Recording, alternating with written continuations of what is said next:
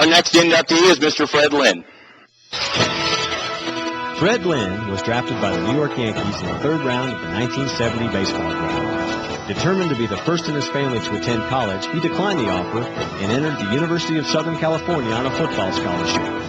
He played both football and baseball until USC's Hall of Fame baseball coach, Rod Dedeaux, persuaded Lynn to switch his scholarship over to baseball for his sophomore year.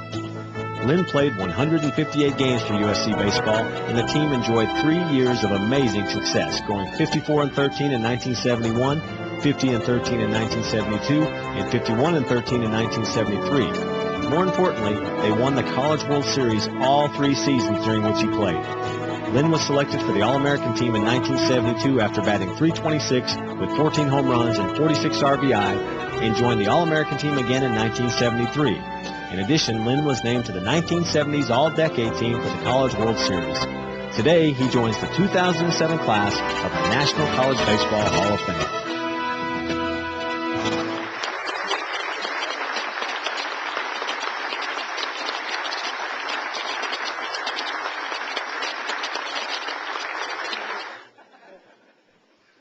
Welcome, Boston fans. A couple of things before I get started. First of all, congratulations to my fellow inductees. And when I hear the accomplishments of these people, I'm kind of wondering why I'm here. It's pretty gaudy. Secondly, my wife and I, Natalie, I wasn't quite sure what to expect from this event, to tell you the truth. It took us 17 hours to get here from San Diego. But I want to tell you it's been worth it. And all the people in Lubbock have made us feel very welcome, for which we thank you. It's been a first-class event all the way, and we are especially glad that we finally got here. One other thing, you guys don't know my dad, but he'd talk to a stump. And Bobo, I think you got him beat.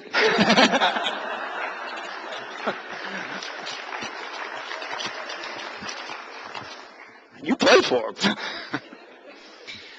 I'm going to put a little different spin on this than some of the other guys here. I've had a fair amount of success in my life, and I kind of thought that this would be a great opportunity for me to thank some people that helped me along the way.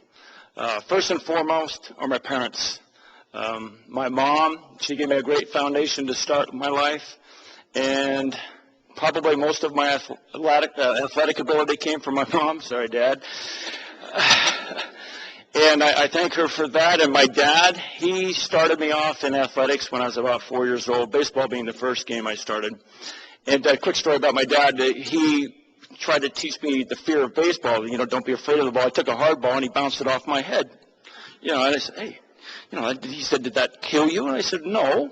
It hurt a little bit, but, it was okay. But my dad was a Chicago street kid, and, he's a tough guy, and that's the way he taught me not to be afraid of the ball. I didn't use that system with my son, by the way. They had laws against that, I think. But my dad not only got me started in athletics, but he's been my mentor from the time I was born, basically. He still continues to do so. Whenever I needed encouragement, he was there for me. If I needed a reminder that I wasn't the best player around, he did that too. He made sure that I was pretty well grounded at all times. He also said to me that if you don't get A's and B's, there are no sports for you.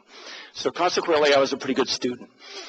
And so my dad has been with me. Gosh, he's the guy that got me to this point. And I thank my parents mightily for that. I did have a second set of parents, and I want to thank them publicly. They are the Odens, Mr. and Mrs. Oden. They lived down the street from me, and I spent more time at their house than I did at my own. In fact, I almost changed my name to Oden. I was over there so much, and their son Bob was my best friend growing up. And in those days, we used to get anything that was round so that we could play baseball in the backyard. And we'd set up a lawn chair. That was our strike zone. And if we didn't have a wiffle ball, we'd get these styrofoam balls that we'd get off aerials of cars. We put them back. And we'd use these balls for baseballs, and they were very, very light, and you could make them do all kinds of things. And my buddy was ambidextrous; he could throw with the other hand. So consequently, at a very young age, I saw every kind of breaking ball that was humanly possible to throw from both sides. And I saw this for 4 or 5 summers every day. So, Bob, he'll be a pretty good breaking ball hitter.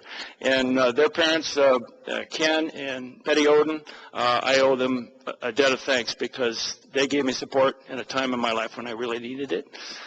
And then we get to my high school. I got to give a special hey to my baseball coach, Dave Sandell, and all my coaches in high school, and all the administrators in high school. They were my heroes besides my dad. I thought I was going to be a teacher at one time, and baseball kind of got in the way of that. But these are the guys that I looked up to, and they were my heroes. I thought there would be nothing better than be a coach and a teacher.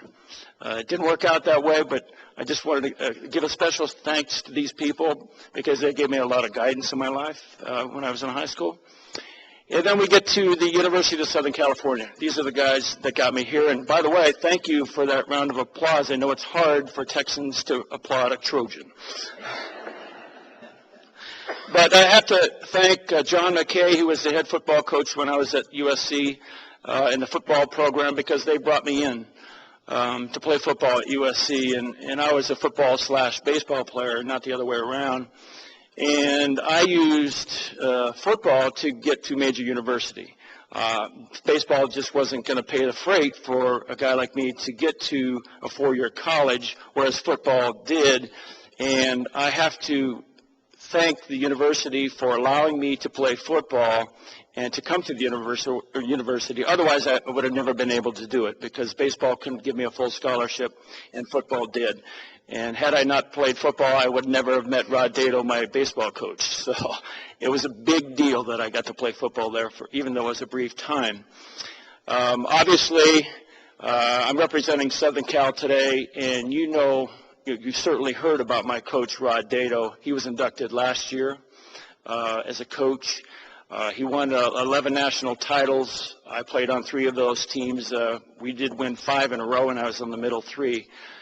And a lot of these guys know him on a personal level. He taught me how to play baseball the right way. And by that I mean we are fundamentally sound. We never made mental mistakes. I cringe sometimes when I watch some big leaguers play the game today. I know my coach is rolling his eyes when he sees guys make mental mistakes because that was just not allowed for us. It was something that we wouldn't do, and that fact alone was the difference between us and a lot of ball clubs because we never beat ourselves. When we were winning all those championships, some of the talent was just as good as what we had, but we were prepared, I think, probably a little bit better mentally. That's nothing against the coaching staff up here, but our guys feared our coach during practice. So when we got to the games in the pressure cooker, that was nothing for us. And I owe a lot to Rod. There's so many guys that owe a lot to Rod. But he really helped me, and he made me what I was and am as a baseball player on and off the field. So I owe a great debt of gratitude to Rod and the University of Southern California baseball team, all my teammates at USC. We had a who's who list of guys that got to the big leagues. So they couldn't concentrate on just one guy. They had to face all of us. And, I was just a small part in the machine, basically. And, I benefited greatly, obviously, from having a lot of good players around me. And I was just very, very fortunate. And in conclusion, I'd like to say one other thing. I've been married happily 21 years to my wife, Natalie. And these have been the best years of my life. Thank you.